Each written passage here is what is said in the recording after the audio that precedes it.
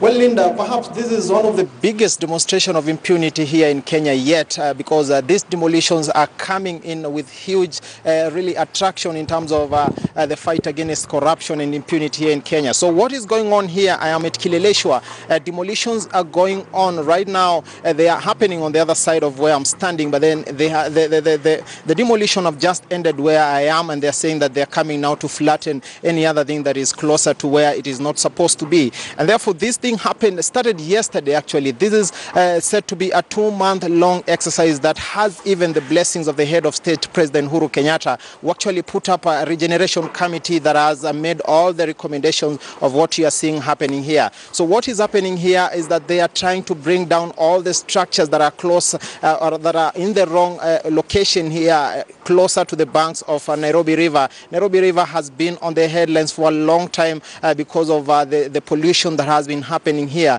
And if you may actually remember that this could be perhaps the second biggest attempt really to clean up Nairobi River since the days of the late cabinet minister John Njoroge Mishuki. Mishuki was one of the most decorated environment ministers that we've ever had here in Kenya. He tried to clean up Nairobi River by all means, but of course his efforts really sort of ended upon his departure. That is the last time we had really efforts to clean up Nairobi River.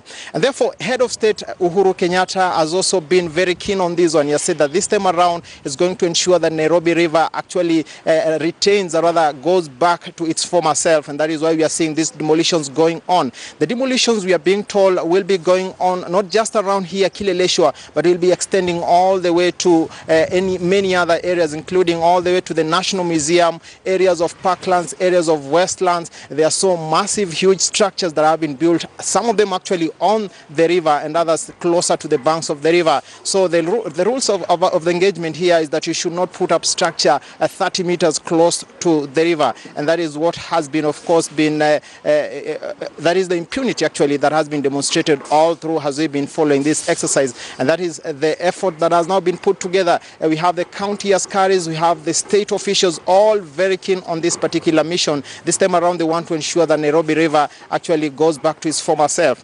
And it is important to notice here that there has been massive deployment of security personnel here. We've seen askaris from both the county department and also from the state officials. They have been following this entire process because as it is expected that there is an expectation that there could be some sort of friction as this exercise goes on here. So looking at what is happening right now, you can actually give a projection that actually this time around there could be some semblance of action really to ensure that the status of Nairobi River are restored, Linda.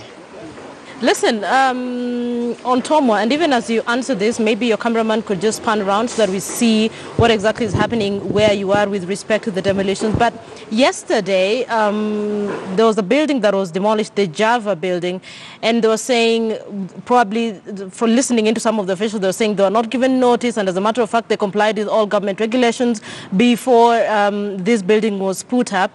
So the individuals you've been able to speak to this morning, was there any form of notice given to them? Are there talks of compensation for them? Then, of course, you'll hear competing notions around that subject, depending on who you ask that particular question. But yes, the people leading this operation have been speaking to Julius Wanjau, the Nairobi Central Business District Chief who's leading this mission. He says that they gave notices to these people way long. He said 3 months, they gave them a 3-month notice. They added some 7 days on top of that. But then some of them heeded, some of them did not heed. And that is why they're engaging in this exercise. So therefore, the question of whether they were given notices is, according to those leading the operation, says the other side could be lying because they're saying that they ensure that everyone had this notice prior to whatever that there has already has already begun here.